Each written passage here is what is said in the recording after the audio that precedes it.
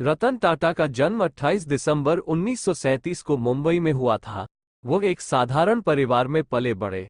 उनके पिता नवल टाटा और माता सोनू टाटा का तलाक हो गया जब रतन केवल 10 साल के थे। इस कठिन समय ने रतन के जीवन पर गहरा प्रभाव डाला और उन्होंने अपनी जिम्मेदारियों को समझना शुरू किया। रतन टाटा ने अपनी प्रारंभिक शिक्षा मुंबई में पूरी की और फिर आगे की पढ़ाई के लिए हार्वर्ड बिजनेस स्कूल गए। लेकिन जब उनके दादी और टाटा समूह के तत्कालीन अध्यक्ष JRD टाटा ने उन्हें भारत वापस बुलाया, तो उन्होंने अपने सपनों को पीछे छोड़कर परिवार के व्यवसाय में कदम रखा। 1962 में रतन टाटा ने टाटा समूह के साथ अपने करियर की शुरुआत की। उन्हें सबसे पहले टाटा स्टील के एक शॉप फ्लोर में भेजा गया, जहां उन्होंने मजदूरों के साथ काम किया। यह अनुभव उनके लिए बहुत महत्वपूर्ण साबित हुआ, क्योंकि इससे उन्होंने कर्मचारियों की समस्याओं को नजदीक से समझा। 1981 में उन्हें टाटा इंडस्ट्रीज का चेयरमैन बनाया गया। JRD टाटा ने 1991 में रतन टाटा को टाटा समूह का अध्यक्ष नियुक्त किया। उस समय टाटा समूह की स्थिति इतनी अच्छी नहीं थी। कई कंपनियों में संघर्ष और वित्तीय समस्याएं थीं, लेकिन रतन टाटा ने धैर्य नहीं खोया। उन्होंने कंपनी के भीतर कई परिवर्तन किए और नई तकनीकों और बाजारों की खोज की। रतन टाटा के नेतृत्व में टाटा समूह ने न केवल भारत में बल्कि दुनिया भर में अपनी पहचान बनाए। उन्होंने टाटा मोटर्स के जरिए इंडिका और नैनो जैसी गाड़ियां लॉन्च की, जो भारतीय बाजार के लिए बहुत खास साबित हुई। टाटा समूह ने टेटली, जैगुआर लैंड रोवर और कोरस जैसी बड़ी कंपनियों का अधिग्रहण किया, जिससे टाटा समूह का अंतर्राष्ट्रीय स्तर पर विस्तार हुआ। रतन टाटा सिर्फ एक सफल बिजनेसमैन ही नहीं, बल्कि एक महान समाजसेवी भी है। उन्होंने शिक्षा, स्वास्थ्य और ग्रामीण विकास के लिए कई परियोजनाओं की शुरुआत की। उनका मानना है कि एक कंपनी का असली मूल्य उसके द्वारा समाज को दिए गए योगदान से आंका जाता है। रतन टाटा का जीवन संघर्ष, धैर्य और समाज सेवा का प्रतीक है। वे आज भी युवाओं के लिए एक प्रेरणा स्रोत है। उनका मानना है कि जीवन में चुनौतियों से घबराना नहीं चाहिए, बल्कि उन्हें स्वीकार कर उनके साथ आगे बढ़ना चाहिए। यही सोच उन्हें और टाटा समूह को नई ऊंचाइयों पर ले गई। रतन टाटा की कहानी हमें ये सिखाती है कि सच्ची सफलता केवल धन और पद से नहीं मापी जाती, बल्कि उस सेवा से मापी जाती है जो हम समाज को प्रदान करते हैं। रतन टाटा ने अपने पूरे करियर में ईमानदारी, नैतिकता और सच्चाई के सिद्धांतों को बनाए रखा। जब उन्होंने टाटा समूह की बागडोर संभाली, तब उनके सामने कई चुनौतियां आईं, लेकिन उन्होंने कभी अपने मूल्यों से समझौता नहीं किया।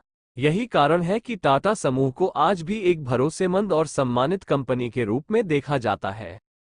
2008 में जब टाटा मोटर्स ने दुनिया की सबसे सस्ती कार नैनो को लॉन्च किया, तो यह एक बड़ी उपलब्धि थी। इस कार का उद्देश्य था कि आम आदमी भी कार का सपना पूरा कर सके। हालांकि नैनो को बाजार में उतनी सफलता नहीं मिली जितनी उम्मीद थी, लेकिन रतन टाटा के इस प्रयास ने उन्हें दुनिया भर में सराहना दिलाई। रतन टाटा ने 2012 में टाटा समूह के चेयरमैन पद से सेवानिवृत्ति ली, लेकिन वह आज भी कंपनी के साथ जुड़े हुए हैं और महत्वपूर्ण मार्गदर्शन देते रहते हैं। वे विभिन्न सामाजिक और परोपकारी कार्यों में सक्रिय हैं। उनकी विनम्रता और सरलता उन्हें और भी महान बनाती है। उनका मानना है कि हमें हमेशा बड़े सपने देखने चाहिए, लेकिन उन सपनों को पूरा करने के लिए कड़ी मेहनत, ईमानदारी और धैर्य से काम करना चाहिए। रतन टाटा की यह सोच उन्हें एक आदर्श और प्रेरणादायक व्यक्तित्व बनाती है। रतन टाटा का जीवन हमें यह संदेश देता है कि किसी भी परिस्थिति में हमें अपने मूल्यों और सिद्धांतों को नहीं छोड़ना चाहिए। हमें समाज के प्रति अपनी जिम्मेदारी को समझना चाहिए और अपने कार्यों के माध्यम से समाज को बेहतर बनाने का प्रयास करना चाहिए। यही सच्ची सफलता है और रतन टाटा ने इसे अपने जीवन के हर पहलू में सिद्ध किया है। उनकी कहानी इस बात का प्रमाण है कि यदि इंसान में इच्छा शक्ति हो, तो वह किसी भी लक्ष्य को प्राप्त कर सकता है, चाहे रास्ते में कितनी भी कठिनाइयां आए। लेकिन अपने सपनों को साकार करने का जुनून और समाज के प्रति सेवा भाव हमें असली सफलता दिलाता है। रतन टाटा का जीवन इसी सोच का प्रतीक है और वह हमेशा आने वाली पीढ़ियों के लिए प्रेरणा बने रहेंगे। रतन टाटा के जीवन की एक और महत्वपूर्ण घटना उनके नेतृत्व में टाटा समूह द्वारा किए गए अंतर्राष्ट्रीय अधिग्रहण है। जब टाटा ने ब्रिटेन की प्रतिष्ठित कंपनी कोरस का अधिग्रहण किया, तब ये भारतीय उद्योग के लिए एक ऐतिहासिक क्षण था। इसके बाद टाटा समूह ने जैगुआर लैंड रोवर का भी अधिग्रहण किया, जिससे टाटा समूह ने वैश्विक स्तर पर अपनी पहचान को और मजबूत किया। इन अधिग्रहणों ने न केवल टाटा समूह को अंतर्राष्ट्रीय मंच पर खड़ा किया, बल्कि यह साबित किया कि भारतीय कंपनियां भी वैश्विक बाजार में प्रतिस्पर्धा कर सकती हैं। रतन टाटा ने यह दिखाया कि अगर हिम्मत और दूरदृष्टि हो तो भारत भी विश्व की बड़ी कंपनियों के साथ कंधे से कंधा मिलाकर चल सकता है। रतन टाटा ने हमेशा इनोवेशन और नई तकनीकों को अपनाने पर जोर दिया। उन्होंने टाटा समूह को पारंपरिक व्यवसायों से हटकर तकनीकी और सेवा क्षेत्र में भी विस्तार दिया। टाटा कंसल्टेंसी सर्विसेज (TCS) का विस्तार और टाटा मोटर्स का इलेक्ट्रिक वाहनों की ओर कदम बढ़ाना इस बात का प्रमाण है कि रतन टाटा ने समय के साथ खुद को और कंपनी को भी बदलने का प्रयास किया। रतन टाटा के जीवन का एक और प्रेरणादायक पहलू उनकी सादगी और विनम्रता है। एक अरबपति होने के बावजूद वह बेहद साधारण जीवन जीते हैं। उनके पास कोई बड़ा बंगला नहीं है और वह आज भी सामान्य जीवन शैली अपनाते हैं। उन्होंने हमेशा अपने कर्मचारियों और समाज के प्रति दया और सम्मान दिखाया है, जिसके कारण उन्हें देश विदेश में गहरी सम्मान प्राप्त है। उनकी यह कहानी हमें ये सिखाती है कि असली सफलता केवल धन संपत्ति में नहीं होती, बल्कि उस प्रभाव में होती है जो हम समाज पर डालते हैं।